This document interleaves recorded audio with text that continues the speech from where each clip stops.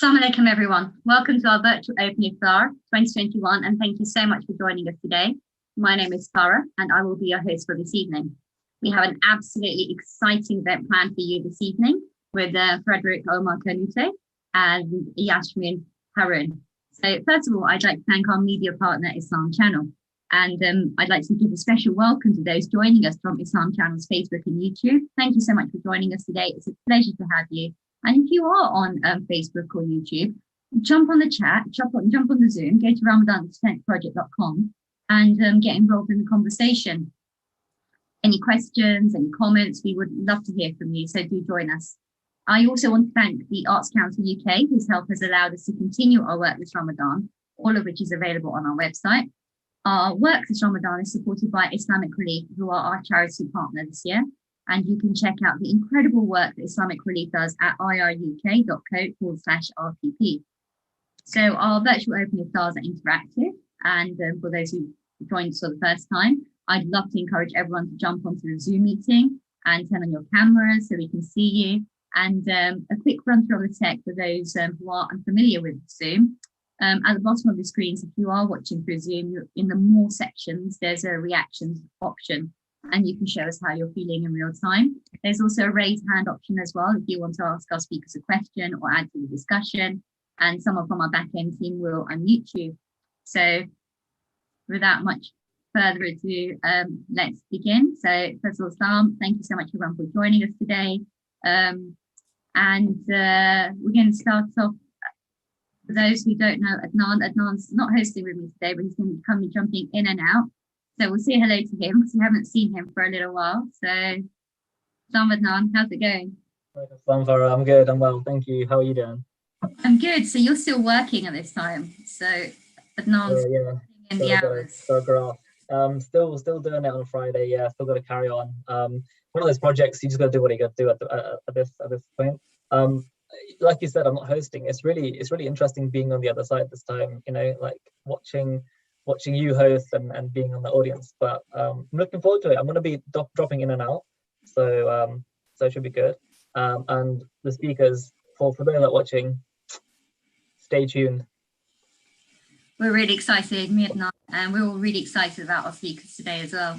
And Adnan, how's your week been? How's Ramadan? Obviously on Friday. What's most important? You already know the most important question of the day. Yeah, I've actually got my food. It's a Cadbury mini rolls. I don't know if you can see it. So I'm gonna open it. I'm gonna open my room. The week's good. I don't know about everyone else, but I was basically looking through the government's the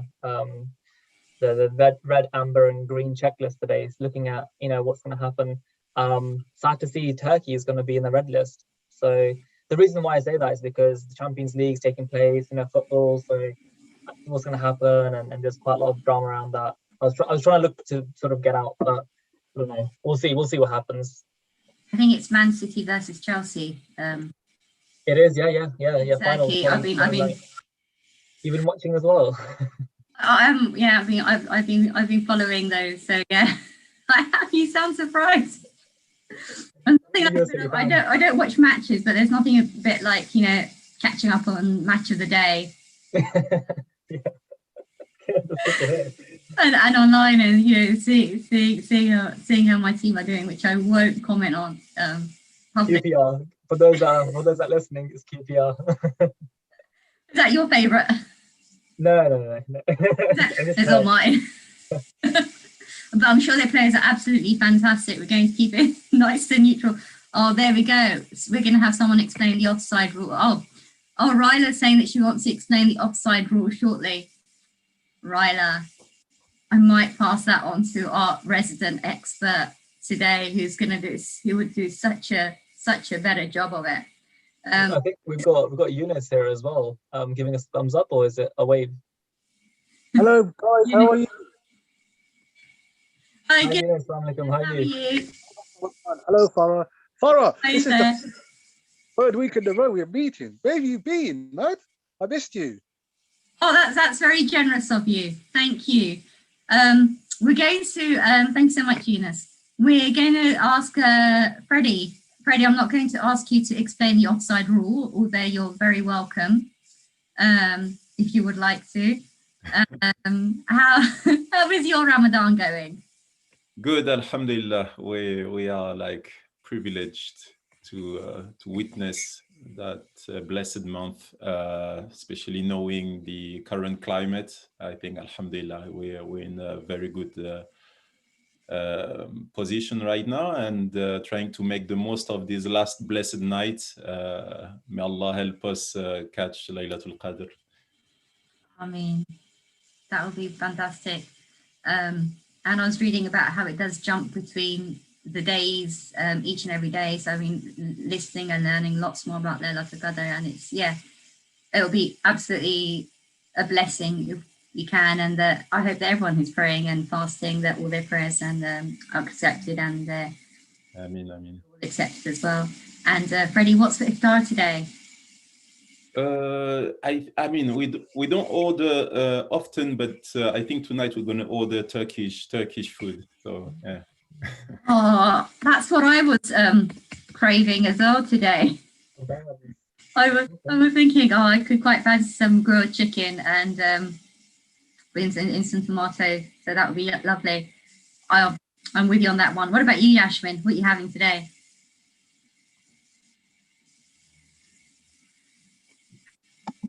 It's obviously got to have samosas. Okay, fried samosas, oven baked samosas, or grilled? No, it has to be fried. Oven baked just doesn't work for me. It's Ramadan, once a year we have to just spoil ourselves. And I'm having sticky wings, so Chinese sticky wings, and we have the traditional khichdi and chana. So that sounds delicious. So my boys will have to warm it all up and get it all ready. Oh, that sounds really, really yummy, especially chicken. Going all chat out. with Ryla about those. What's that, Nan? Going all out today. It's a Friday, I suppose. Why not, right? That's a typical Bengali cuisine for iftar. I'm already craving just by the thoughts of it right now. I told you I've got my chocolate bar here. That's all I'm having. It's your nana or is granddad or Nani not cooking? I'm sorry. Nan's Nani makes good food, and your granddad, you say, makes really good food. Granddad's the chef. He's the chef of the family. Yeah, he's incredible. Not today, sadly. Sadly, not today. Maybe tomorrow. Oh, you're lucky to have your granddad and Nani still there cooking for you. Alhamdulillah, yeah, they're very good. Yeah, I have to admit. Adnan's Nani, actually, and we had a live section with Asma Khan this year and last year. So we had Adnan's Nani last year, and we had his granddad. I don't know if it's your Nana or your Dada. We had his granddad this year, and he was a superstar, helping Adnan in the kitchen and improving Adnan's kitchen skills. For those who haven't seen that episode, it's worthwhile tuning into. So I'm really conscious of the time. It's now 7:42. What we're going to do is we're going to do just a little brief introduction to our speakers for today, for those who don't know. Yashman Haroon. Yashman is the founder of the Muslim Sports Association and has over 20 years banking expertise and experience in building relations and working across national and cultural boundaries. Yashman is a key member of the FA's working group for Asian females in football and Sporting Equals. And Yashman and the MSA have also won the Muslim News Awards for Excellence in Sports in 2017. And Yashman was also recognised in the Queen's New Year's Honours List with the British Empire Medal.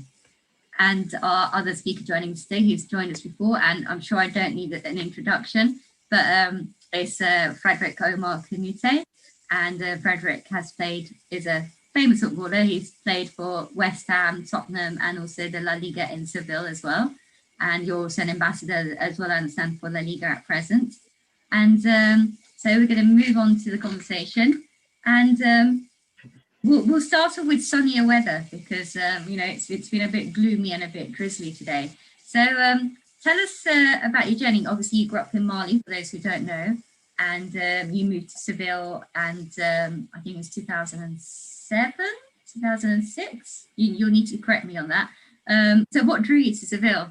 Yeah, I'll need to correct you because I didn't grow up in Mali. I grew up in I apologize. But yes, my dad was from Mali, and I played for the Mali national team. And so I started my career in Lyon, in France, my hometown, and played 5 years in England, West Ham, Tottenham, then moved to Seville in 2005, played 7 years there, and retired in 2013. And now I live back in the UK. I live in the UK. Yeah. What made you choose Seville as a place to live and work in at that time? To be honest, at the time I didn't know much about Seville, but I heard a little bit about the south of Spain and Andalusia and so on, and I was really excited and attracted by that region and by the rich history as well of that region. And I also knew that there was a good team there and they really loved their football, and I was always a big fan of La Liga. And it was an opportunity to change a little bit of project for myself and for my career. And I never regretted that choice because it was pretty successful after when I moved to Seville. So alhamdulillah. I was reading that also you were quite drawn there by the architecture by Cordoba, and you had the opportunity to visit Cordoba and Granada as well. Beautiful region. Yeah, beautiful region. Seville is beautiful, but also you can see the strong presence of whatever happened in history, and obviously Al-Andalus with all the remainings of in terms of architecture. I've visited Alhambra in Granada, the mosque in Cordoba, and it's a beautiful region, and people are really, really nice and welcoming, and so we've spent 7 beautiful years of our lives there. You're absolutely right. I mean, I've traveled across Seville, Spain, Cordoba, Granada, and the architecture, the Islamic architecture, absolutely, it's stunning, and it's a different sensation. Obviously too, because it's the sheer space. And Alhambra, I have to say, is probably one of my favorite places. I've been to the Taj Mahal, and everyone asks me about Alhambra, and I always veer towards the Alhambra. Yeah. Holding a special place for me because it's absolutely beautiful, absolutely stunning. Because you came to Islam in your 20s, is that right? Yeah, in my 20s, because I come from a mixed, I would say, background. Part of my family is more, I'm half French, half Malian. Part of my family is more like from a Christian tradition, the other half from more Muslim tradition, but we were not really practicing anyway. So we were kind of free to choose whatever we wanted for our lives. And around my late teenage years, I started to really reflect on who I wanted to be and what my journey should be as a person, and I felt that the connection was with Islam was going to help me in that journey, and I was really attracted by the beautiful message of Islam, the purity of its message, the simplicity of the message, the sincerity of it as well, and yes, it's around my 20s that I started to practice Islam, alhamdulillah. And Omar, that draws us very nicely to our next question, and then I'd like for you to be jumping in here, Yashman. And Omar, how important has your faith been in the development of your practice as an excellent sportsman? It has helped me. I mean,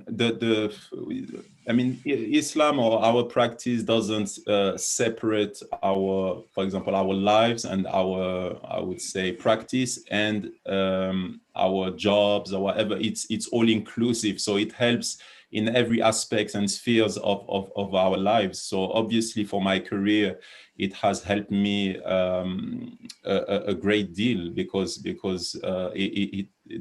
when you're a professional athlete, you need discipline, you need to be really, I would say, focused, and to be patient, and to all these kind of qualities and characteristics. Islam has helped me a lot in that regard. And yeah, it's I think I mean, we know that sometimes we hear a lot of things that sometimes are not so positive in the lives of footballers, in their lifestyle and so on, and Islam has helped me being like keeping my I would say keeping my feet on the ground, and yes, I think it was vital for me, and it has helped me a lot in my career. Yeah. Thank you so much. And for those who don't know about Yashman, and I'm sure Yashman will tell us about this herself, hopefully, Yashman founded the Muslim Arts Sports Association.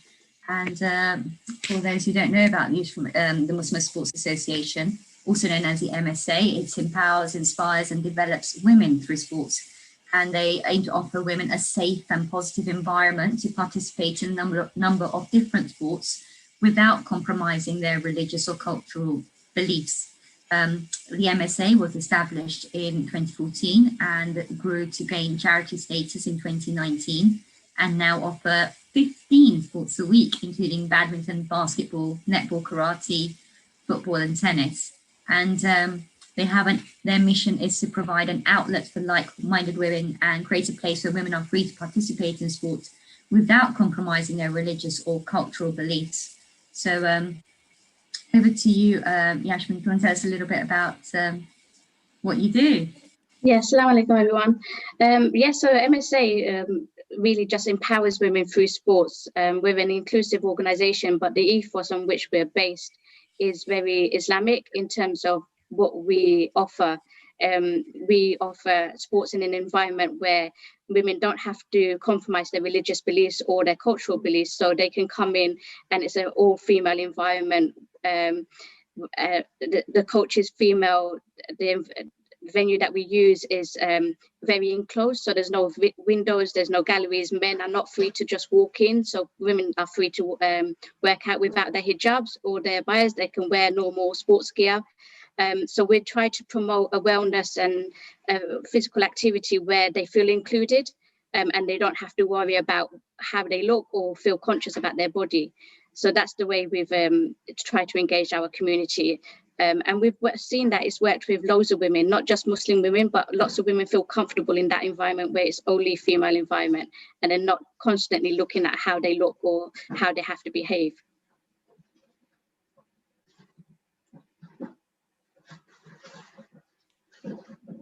I think, Farah, you're on mute. It's my turn to be on mute. Whilst I'm writing notes, I didn't want to be too noisy. So there are very few spaces for women where they can practice sports without any barriers. And what's the uptake been like? So initially, it was really difficult engaging them because they didn't really understand what we were trying to promote. They thought sports was about, and keeping fit was about just going to the gym. They didn't really think about the sports element and the social aspect that sports can give and bring to them. So sports, what we offer is the social aspect, and the emphasis is on that social aspect, because they come, yes, and they do the sports, but they also meet new friends. They get to go onto sidelines and chat to those people as well. So we're not very strict in terms of saying you have to come for the 2 hours and play sports constantly. They can come and they can meet new friends. And we promote that wellness, the mental wellness, because I think that's really important. Sports, obviously, you go to the gym and you're very isolated, whereas in the sports atmosphere, you've got teammates, you're playing to win, and that adrenaline of scoring a goal or winning a game is second to none, and you can't really beat that. And when you've got other people encouraging you, it's a brilliant feeling. And I think that's what we bring as MSA, is that different feeling. They get it from other sisters. It's a sisterhood that we create. It's not only sports, but it goes much deeper than that for them. Freddie, in what how do you feel we can encourage more? Let's start with Muslim women first, and we'll go to different ethnicities. How can we encourage more women to be involved in sports, in your opinion? I mean, question for me, huh? Yeah, I didn't. Yes. Sorry for you, Freddie. I mean, we have to start with our own families first. I mean, what we preach outside, we have to act upon our own. I mean, these own advices to our own families, I would say. I mean, in my case, I have a daughter, and she's really like crazy about taekwondo. She does competitions and so on, and I push her for that. I wouldn't even. I mean, I wouldn't even like try to hold back, or to try to tell her, no, you shouldn't do that because this is not for girls or whatever. I really think that we have to to help her and them so they can achieve their dreams, and we can see more and more girls and women being involved into sports, and I think it's very good. And there's also an aspect in terms of all these health issues and mental health issues we see, especially in the recent year. I think this can help tremendously.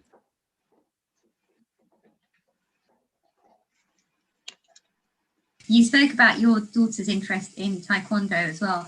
Has she faced any challenges, if any, to progress through the sport?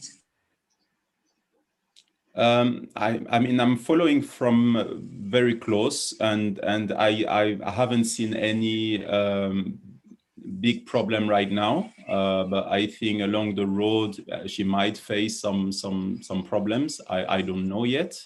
But yeah, I see the amount of good it does to her, and for her balance in her life. She studies a lot as well, so it's kind of a way for her to vent and to feel good. And after taekwondo, she comes back and she can really, you can see that, yeah, she can really focus onto her studies again, and she feels good and so on. So we all need this kind of balance, otherwise it's very difficult, and we become more stressed, I think. Absolutely agree with you. I was speaking with my friend today, and I think I was speaking with Ryder today, and Ryder and I was discussing our exercise regime, and I was feeling so lethargic, and then I did a little workout, and after that I just had so much energy, because I think we forget that it's that first push is always difficult, but once you start, you do it, you feel so much better emotionally, you feel so much better mentally. What about during Ramadan, Freddie? I mean, how did you, were you able to observe Ramadan when you were training? Yeah, alhamdulillah. Most of the time I was able to observe Ramadan. There was a few times or instances where I had to break before iftar and catch up in the days after Ramadan whenever it was possible.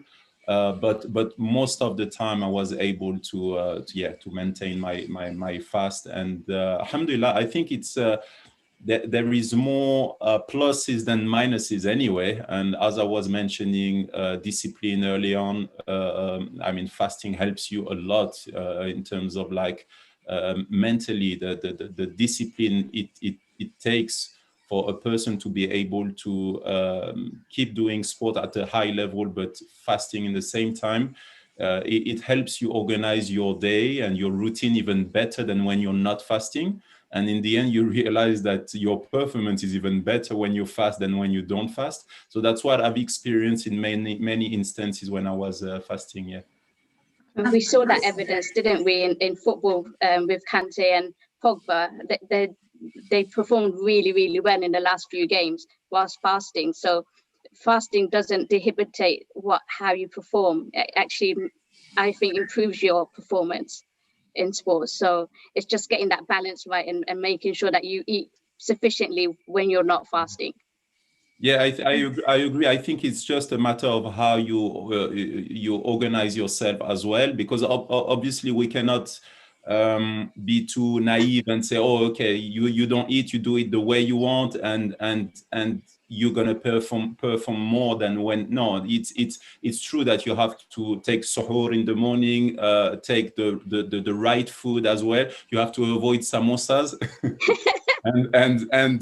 and try to for example, in my last years in Seville, I had like a fantastic doctor, a nutritionist, who was helping me and was giving me a list of all the kind of food I should eat and the one I should avoid as well, and it helped me a lot. And you realize that it's really possible, as long as you do it seriously and in a followed by a professional that can really advise you on that. I think it's okay, and your performances can be really good still. So that actually, we're going to put you a little bit on the spot now, actually, Freddie. So you've mentioned nutrition, and also, Yashman, I want to get to you about ask some questions about Ramadan as well. But what would you suggest that we do eat during Ramadan? I've had this conversation with many friends, juggling workouts and exercise. What foods would you sort of suggest that people do eat during this time to maintain their what's the word? I've got Ramadan brain. Yeah. To maintain them. To sustain them. Sorry, to sustain them during the day. Outside Ramadan, don't worry. So, to sustain you through the day, what diet advice would you give to someone who does want to exercise? I think eating. I'm not a nutritionist, obviously, but eating healthy for us, like athletes, we need a lot of carbohydrates, a lot of fruit, vegetables, a lot of fluid. Fluid is really like vital in the morning. You need to get your fluid. In the evening, there are isotonic kind of fluid in the evening when you break your fast as well is very important. Just try to eat healthy. I think nowadays everybody knows what it is to eat healthy, and we have to do it as much as possible, even more during Ramadan, I think. Yashman, how have you noticed the participation in sport during Ramadan for women? So our MSA sessions, they stop during Ramadan, but what we do encourage is walking and the Catch the 5K. So we've encouraged a lot of our women to still carry on with activities in their own time. So it's not structured with a timetable, but what we do is set them little challenges so that they do carry on walking, whether that's a mile a day or 2 miles a day, or whether they're doing their running. So like 10 minutes or 15 minutes, but not overexert themselves. So we don't want to tire them out, because obviously being a woman and they have to run the house as well. So they have all the other pressures as well. We don't want them to overdo it. So we do add little challenges, but we won't structure a timetable so that they have to adhere to it. And that makes perfect sense. In fact, we have Sarah here who's wants to ask you a question. So Sarah, over to you about your organisation. Assalamu alaikum, everyone. Salam, Sarah. So my question is for Yasmin. Mashallah, tabarakallah, that's amazing that you have a women's center that accommodates all females to engage in sports activity. My question for you is one is from an institutional point of view, what are the challenges you face in running this organization? And the other is, this is something that I think, I actually wonder, like, if there happens to be a time when these female, because personally, I'd love to always be in a female environment, but the reality is, at some point, whether for work or anything, you'd have to go out and there would be mixing. And so, for example, if these, the girls in your organization, one day wanted to work for Nike or Adidas, and they'd have to be in that environment, do you equip them for that? Do you train them to be, ready for that, so that they don't compromise on their faith and be able to also be part of that? Yeah. So firstly, we don't see things as challenges, we see them as opportunities. So when I first started football, I didn't have a female coach that would help us. And when we did eventually find one, she was coming in from very far away, and she didn't really understand the culture that we were, our community, or what we were about. So she didn't understand that we needed to break for our namaz and prayer times. So what I did was create a level 1, a tailored level 1 coaching course, so that people from our community, females from our community, would then do the course and then go and become role models. And that created 16 role models within the community, and they were teaching young girls as well as other women in football, so they were coaching. And from there we started indoor football, and then eventually started to compete in outdoor football, so five-a-side football. And when we did that, we made sure that the league that we were entering understood our culture, understood our background, and knew that we had to wear the hijab, and we couldn't wear shorts, and we wore baggy tops, and that was part of our culture. We couldn't wear the normal football kits, and so would they accommodate us? And it was just about having that conversation. So the coach and our manager is a female, but our management team are male, so they have their distance, and they mentor my coaches, but they understand the culture and our background. So it's about open dialogue and changing each challenge into an opportunity, and understanding what those barriers are. And just really understanding your community. Obviously, us being Muslims, we understand that a little bit more. But for those organizations that probably don't have that understanding, it's about opening those conversations and just educating them a little bit. Because at the end of the day, if we don't educate them, who's going to advise them? Who's going to talk to them about our culture and our religion? So much. Thank you, Sarah, so much for your question. Thank you, Jazakallah. Adnan, over to you. Adnan, you have a couple of questions as well. So. Thanks, Farah. Yeah, actually, so the topic sort of moved on from one other question, but we'll come back to it in a minute as well. But just Yashman, on the points you were raising now as well, actually, they're really good points about if we don't make people aware about it, then who will? I sort of experienced this at workplace as well. I had a small normal lunchtime presentation on why do we fast. And that was received really well, to the extent there where people were messaging me afterwards saying, oh, that was really enlightening, that was really interesting, I didn't know that's why you fast.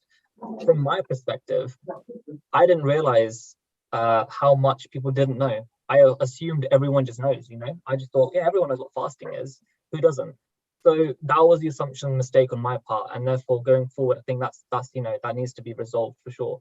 The question, I think, and it kind of ties in a little bit as well, is we were talking about this earlier about balancing sports and education, and the importance of sports and that sort of stuff as well. But more specifically about as I grew up, it was there was definitely a group of parents and a group of people as well that were focusing more on, you can't play sports, you gotta spend that time studying, you gotta make sure you don't do that, that's gonna waste time and stuff, you need to spend time on studying and stuff.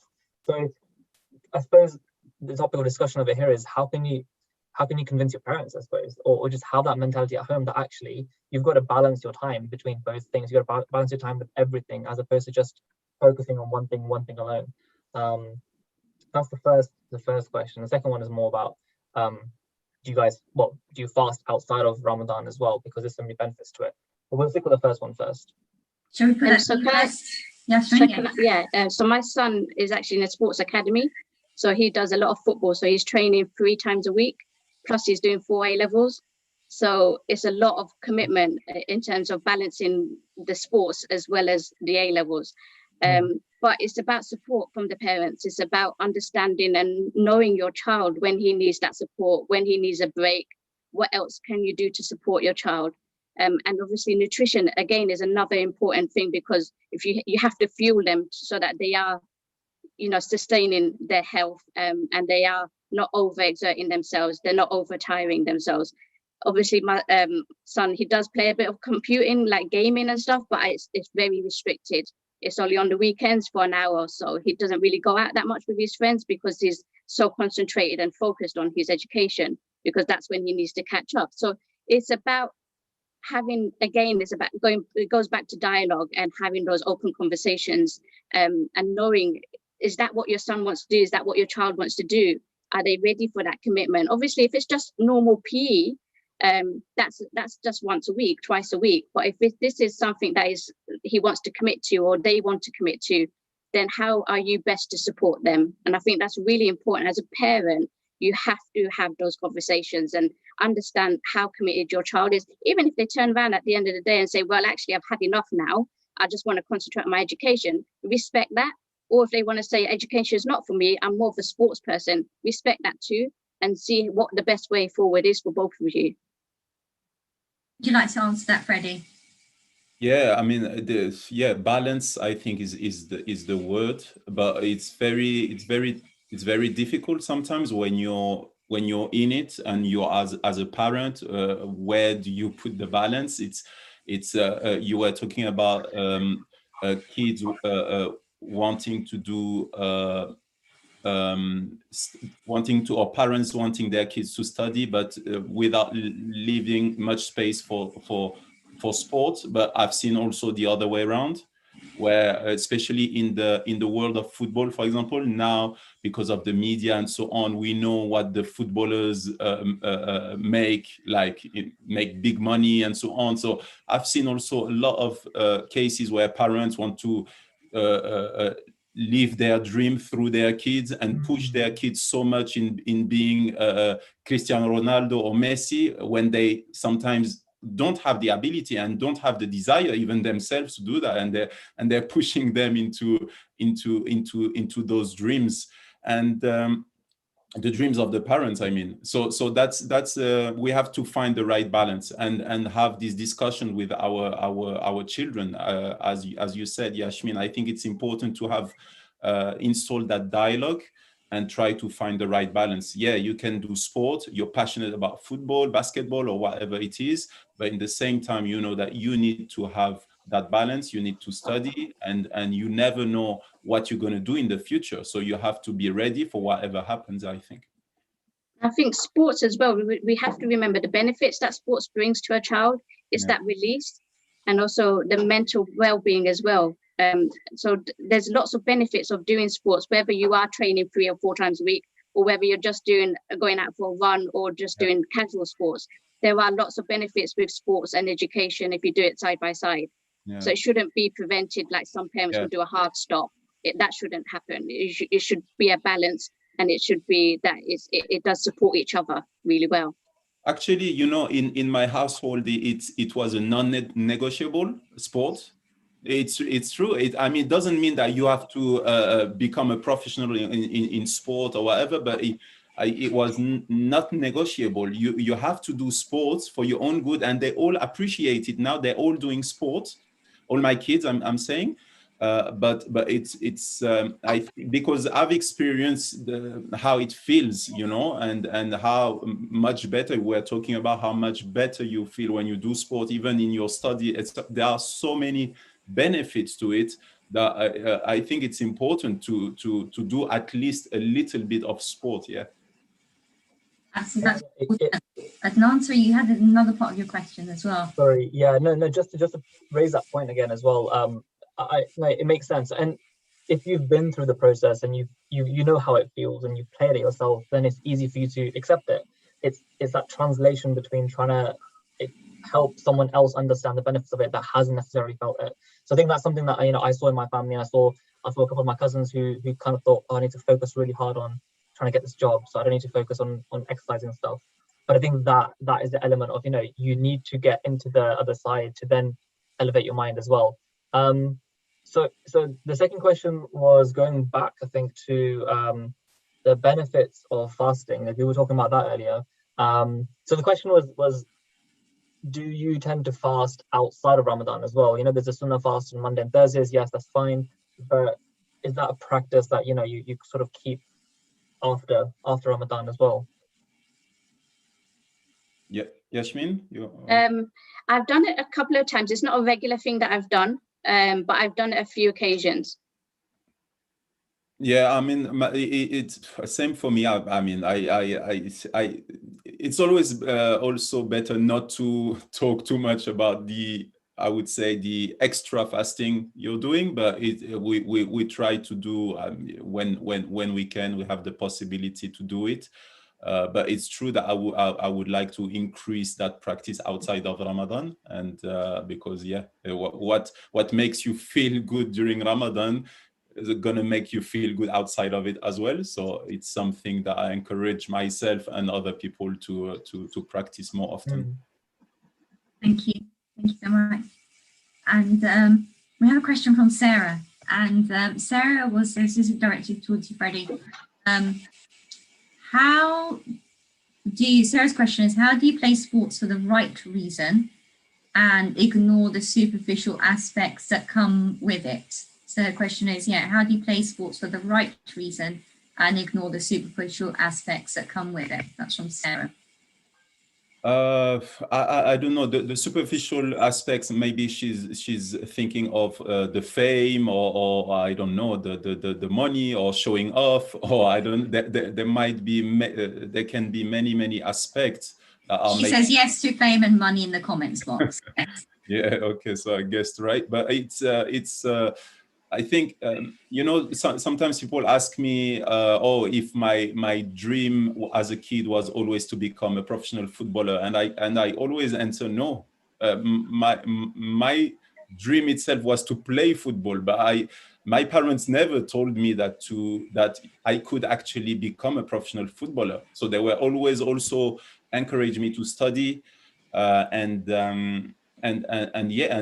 enjoy my football. So for me, it was always like something that I enjoy doing, but I was not like having plans of earning a living, playing football, etc. when I was a kid, and nowadays it's more and more they have a plan. They want to become famous before even enjoying the sport itself. So yeah, the only, I would say, advice I would say is that you have to love what you do, and if you love what you do, there is more chance that you're going to become good at it. And don't take that problem the other way around, trying to do sports because you want to be famous and so on. These are the wrong reason why you do sport in the first place, I think.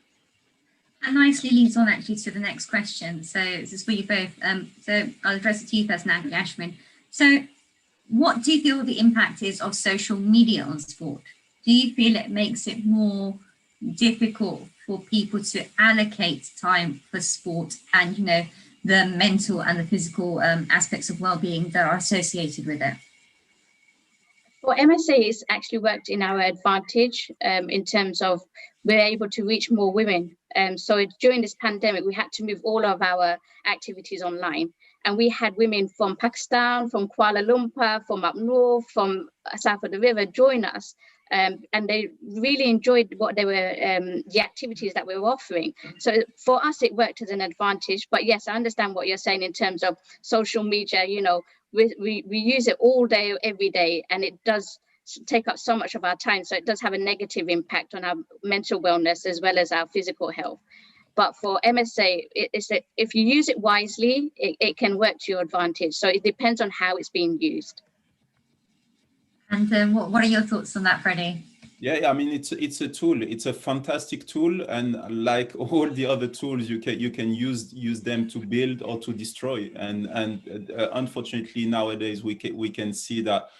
And there was a ban recently. I mean, not a ban, but a boycott recently on social media. And I can understand that there is so much. It becomes so easy now to just abuse and attack people behind their social media, behind their account, etc.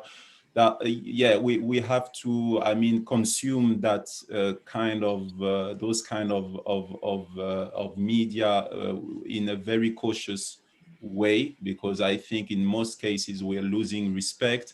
We're losing we're losing respect for our fellow human beings, and I don't think it's meant for that. So let's try to let's try to use it for the good reasons. I 100% agree with you. I've always thought of social media as a tool, and it's up to you to choose how you wish to use it.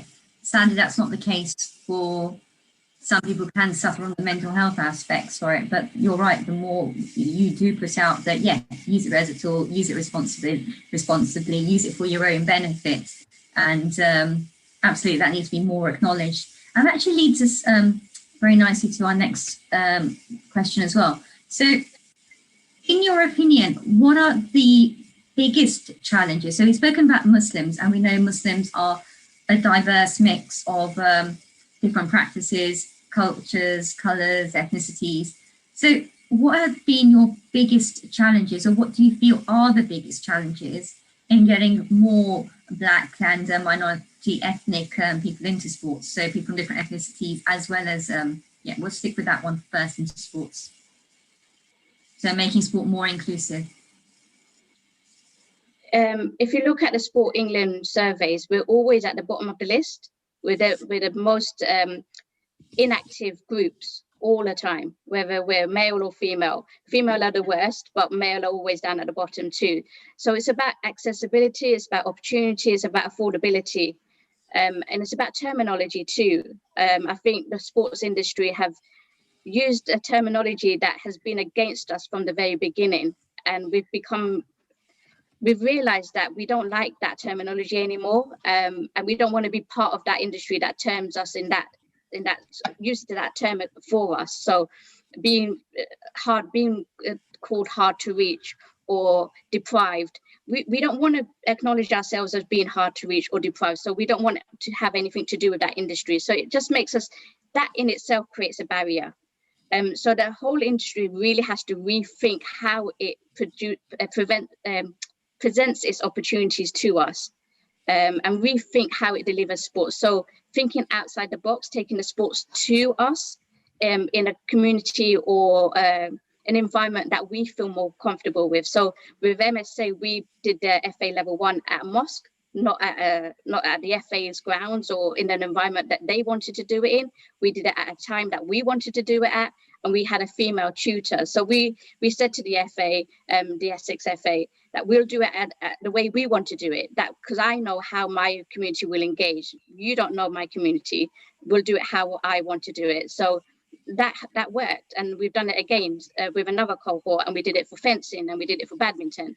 So they need to open dialogues with our communities, just so that the accessibility is higher, and the opportunities are higher.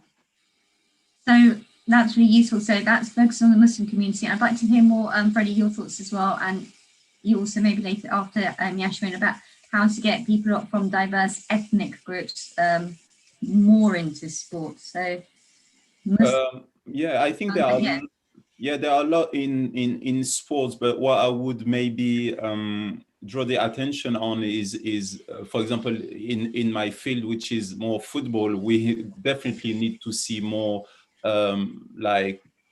coaches from ethnic minority groups, because at the end of the day, people are gonna look at those coaches, and when they see always the same people going around and not the same kind of opportunities giving to for example, Black coaches and so on, and you see how many Black players there is in the Premier League, for example, or even in the French league, for example, but we can see very little representation when it comes to coaching.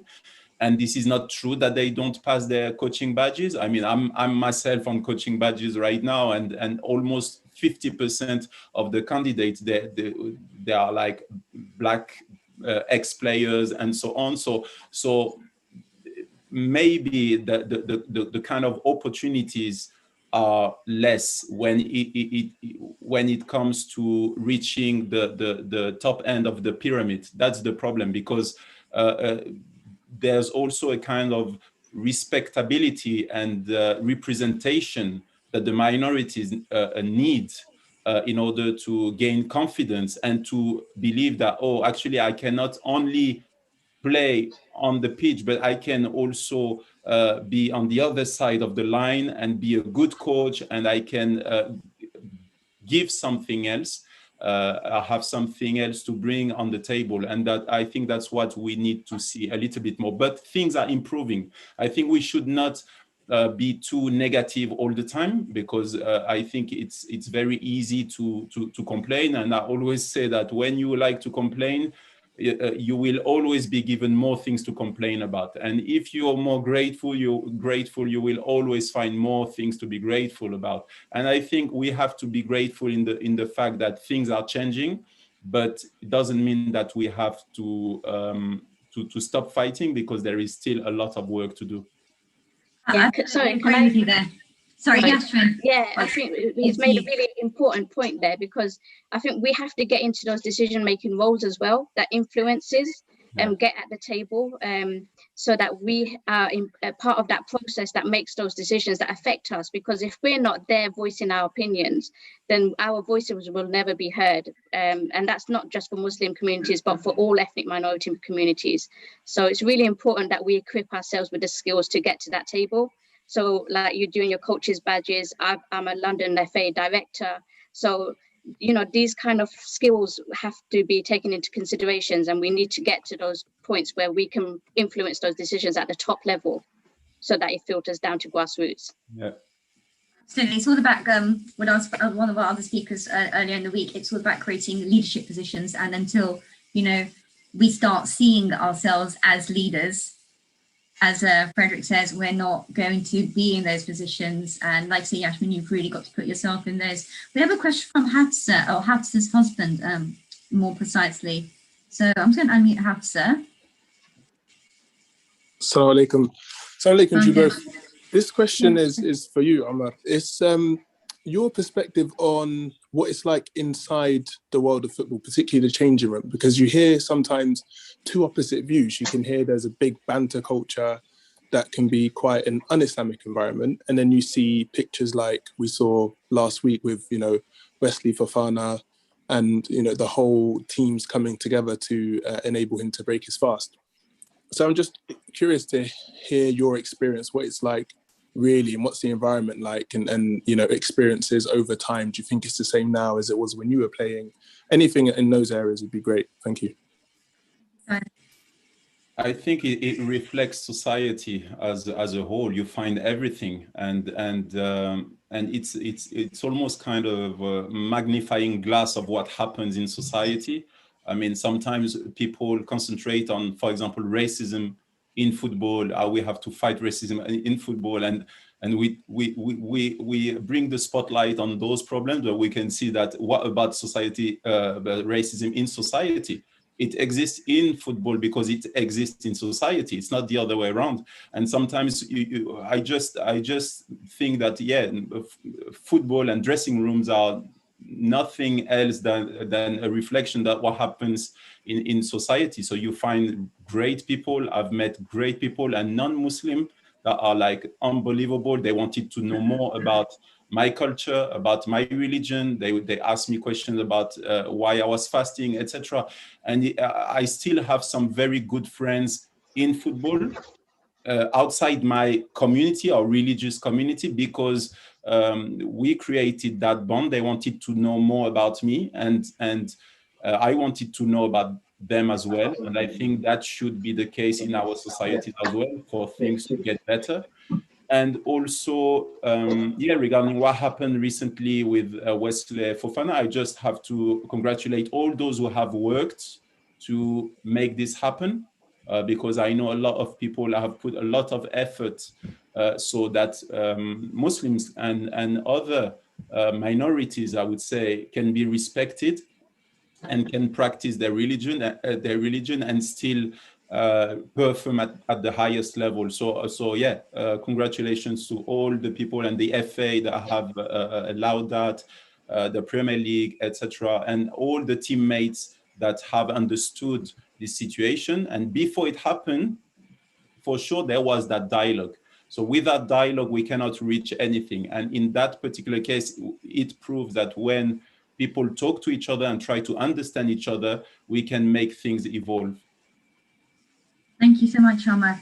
And your important good communication, good dialogue is the way forward, and having those conversations with respect as well and which is part of the Islamic faith, part of our Islamic culture as well, and through showing effective leadership. And speaking of dialogue, Yashmin, I'd like to just touch a little bit on your book. I'm conscious of the time, it's 8:28. We have Ramadan in 8 minutes, and it's a very special Azan. It's coming live from Wembley Stadium, so we'll be going there.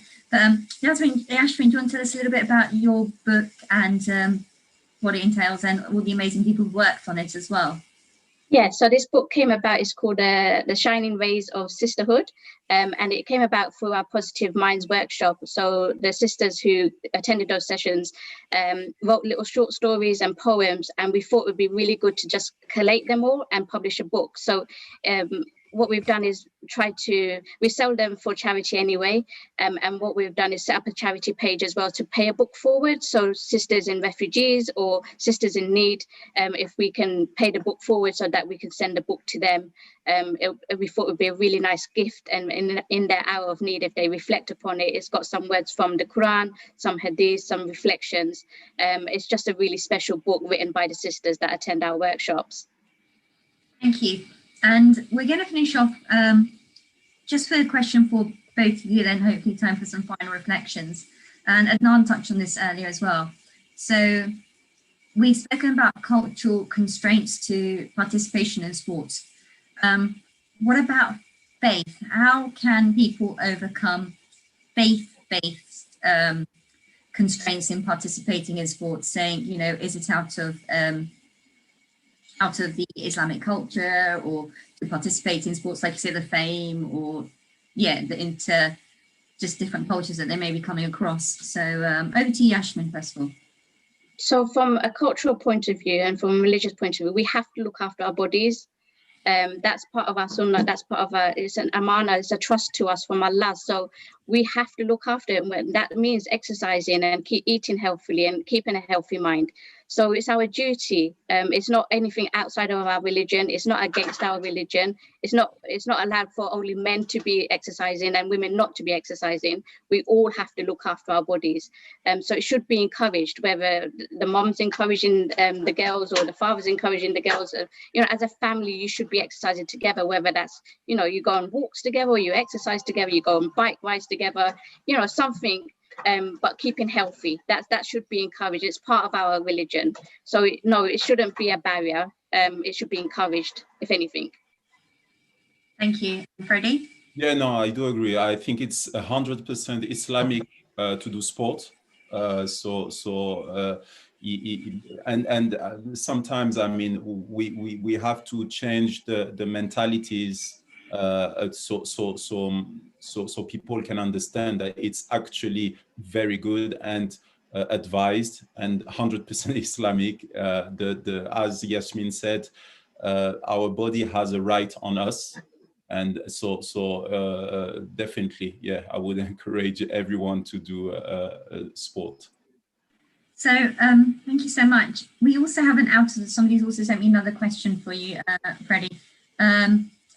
The last day touch upon the mosque. So we know that, you know, you were involved in a mosque in Seville, and they'd like an update if you have one on the amazing project of the mosque in Seville. Yeah, alhamdulillah, everything is going well. Obviously, last year I was helping them raise a certain amount of money. We've reached that amount, alhamdulillah. And thank you for all those who participated or contributed. The work is not done yet because they still need to raise more money, but not only awareness about the necessity of building a mosque in Seville as well. And it has been a little bit, it has slowed down a little bit, the funds, etc., because they couldn't travel and they were going to travel to make that campaign. But things are going well, alhamdulillah. Thank you. And just in the last few minutes before we go, we have about 4 minutes left. So we live in a society where we do have a fair amount of privilege. And how can we use our privilege to bring community together, to bring people who observe different characteristics of Islam together? Sport is obviously one of them.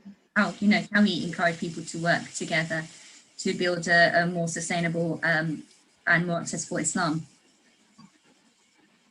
Who would like to answer this one first? That's a tricky one to finish on.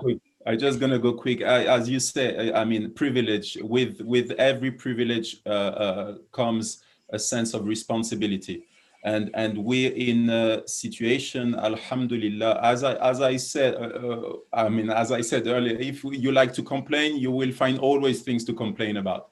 But we have also to be grateful. We're in a society we can do almost everything. And we can reach out to anybody, anytime almost. And of course, there are some problems, and we still need to make sure that we live in a more, in a more fair society. But yeah, things are going quite well, and our privilege comes with a responsibility. So let's try. Yeah, I think if anything, this pandemic has shown that we're all vulnerable, and we have a neighbourly duty. So to reach out to the community and to those in need. Food banks has been, on the rise this past year, and we all have that responsibility to help others out, Muslim or non-Muslim, it doesn't matter, as long as you're doing your neighbourly duty. That is a form of dawah as well.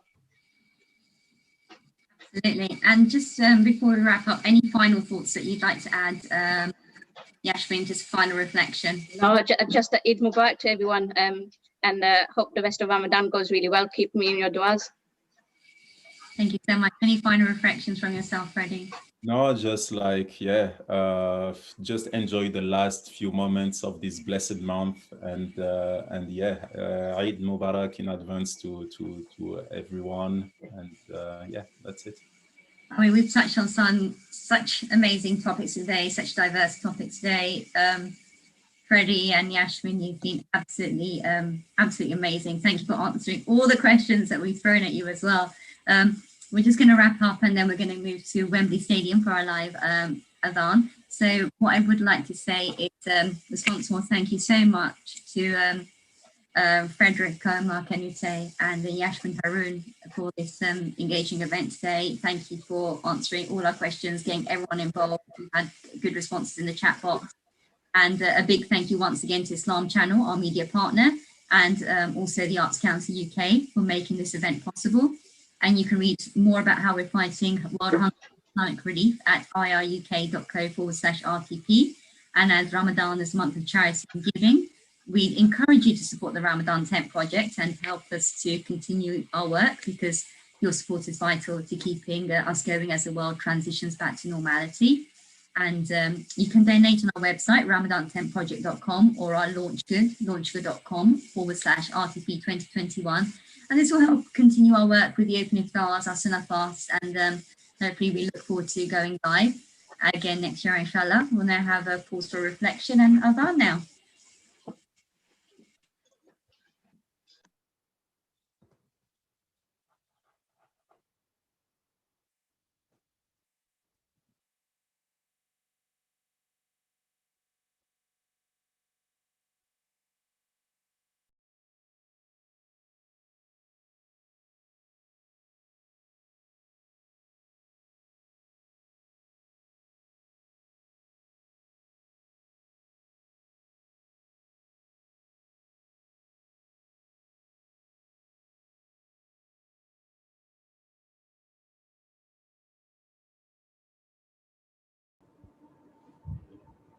Yeah. Allahu Akbar, Allahu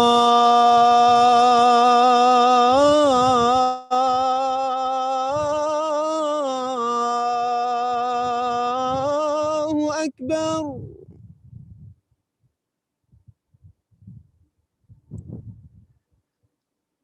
Allahu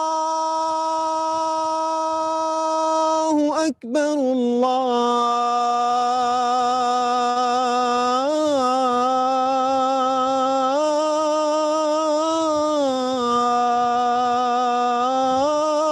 Akbar.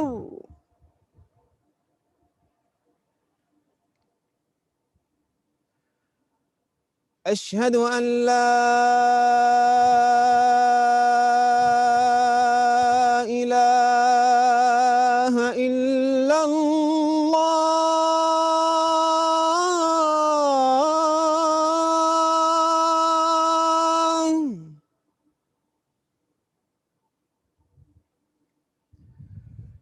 أشهد أن لا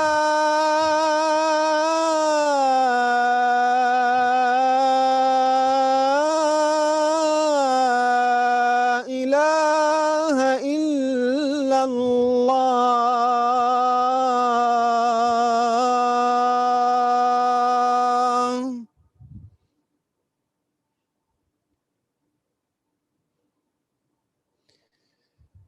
أشهد أن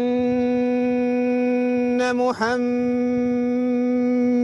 رسول الله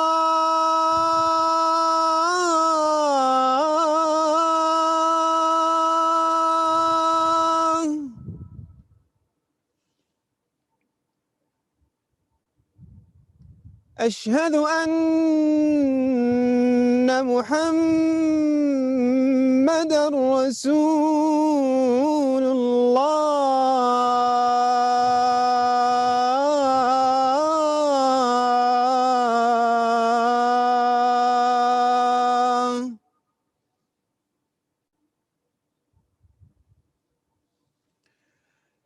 حي على الصلاة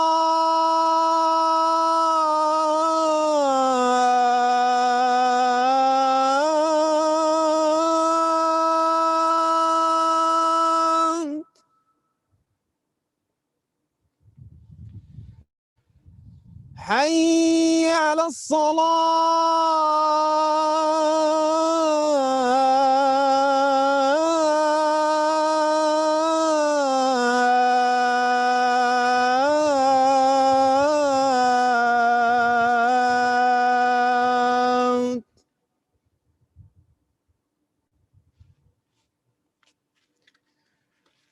حي على الفلاح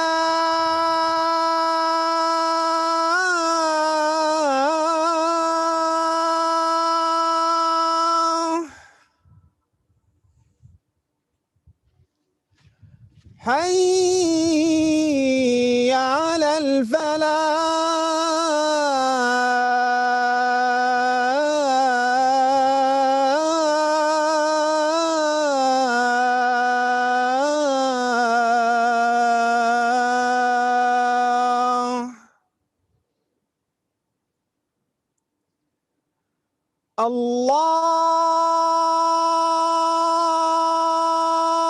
الله أكبر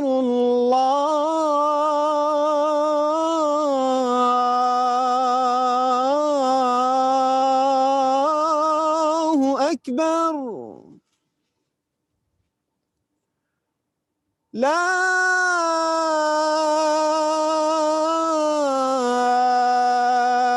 إله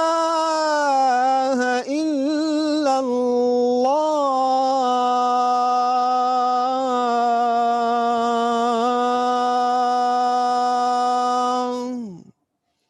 لا إله إلا الله وحده لا شريك له له الملك وله الحمد وعلى كل شيء قدير اللهم رب العزة التامة والصلاة القائمة آتي محمد الوسيلة والفضيلة وابعثه الله من مقام محمد الذي وعدته إنك لا ترمي عبدا بالله ربا وبحمد النبي رسول الله